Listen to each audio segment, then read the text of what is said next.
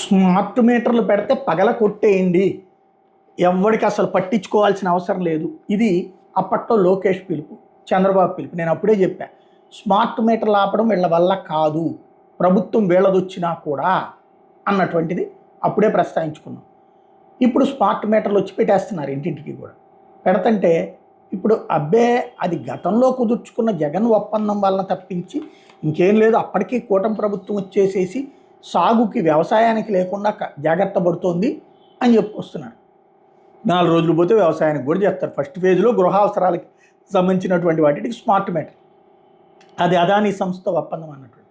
ఎవరితో ఒప్పందం చేసుకుని అదానీ కాకపోతే అంబానీ కాకపోతే సుబ్బారావుతో పెట్టుకో, అప్పారావుతో పెట్టుకో, స్మార్ట్ మీటర్లు పెట్టాలి అన్నటువంటిది ఒక గేమ్. సరిగ్గా ప్రజలకి అర్థమయ్యేలా చెప్పకుండా మీడియా చేస్తున్న మోసం. విషయం ఏంటంటే